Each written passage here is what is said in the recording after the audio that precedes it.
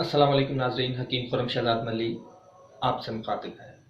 नाज़रीन, ये दौरे कशमकश वो दौरे कशमकश है कि इस दौरे कशमकश में जिस मौत ने न मारा उसे ज़िंदगी ने मारा।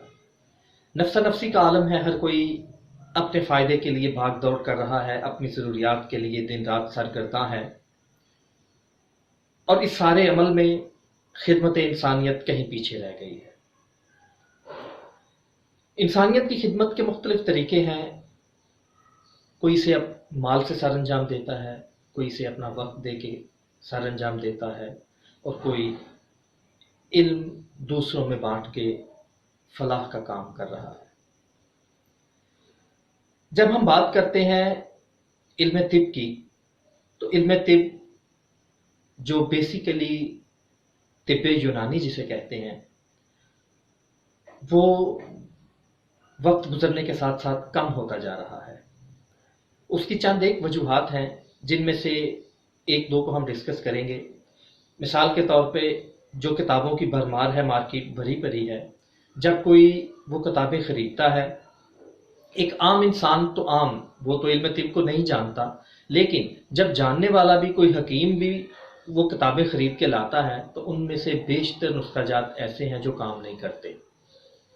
अब जो काम नहीं करते, या वो नुस्खा गलत है, या उसको बनाने में कोई गलती सरजद हुई है, और नतीजतन नुस्खे से इतबार उठता है, और नुस्खे के साथ ही इल्म तिब यानी तिब्बे यूनानी से भी इतबार कम होता चला जाता है।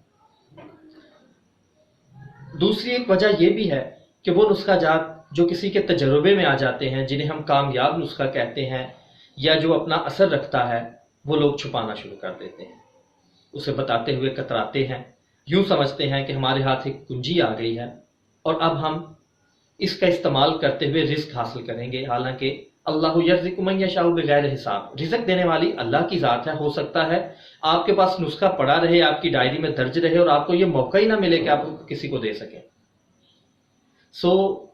नुस्खा जात को आम कीजिए, और इस पे सबसे पहले हम खुद अमल करते हैं। हमने ये सिलसिला शुरू किया है जिसमें हम ऐसे नुस्खा जात शेयर करेंगे जो हमारे तजर्बे में आ चुके हैं, जो हम मुतअद्दिद मरीज़ों पे आजमा चुके हैं और वो अपना असर रखते हैं। और इसके अलावा हम जड़ी बूटियों के हवाले से बात करेंगे। वो जड़ी बूटियाँ जिनकी पहचान मादूम होती जा रही है, जिनके जानने वाले कम होते जा रहे हैं। किताबों में उनके बारे में जो कुछ लिखा जा चुका है, जो तस्वीरें किताबों में नज़र आती हैं, या तो वो पहचानी नहीं जाती, अगर किसी हद तक पहचान होती भी है तो वो असल में जो हकीकी तस्वीरें हैं उनसे बहुत मुख्तलिफ होती है।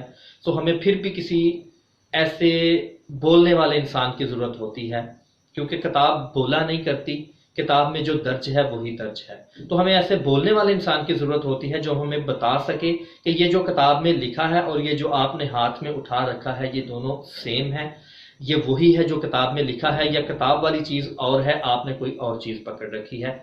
इसके लिए हमें एक जिंदा बोलने वाले इंसान की ज़रूरत है। कुछ लोग, कुछ दोस्त फेसबुक पे काम कर रहे हैं, कुछ यूट्यूब पे काम कर रहे हैं, और वो अपने तजर्बात से लोगों को आगाह कर रहे हैं। अपने जो उनके सीने में राज दफन है वो बता रहे हैं, और वो लायके तहसीन है। और कुछ ऐसे लोगों से ही इंस्पायर होकर हमने भी ये सोचा, वैसे तो नुस्खा छुपाना या इल्म को छुपाना हमारे नज़दीक ये एक गीबत है, हम इसे ऐब समझते हैं, लेकिन ये काम हम नहीं कर रहे थे।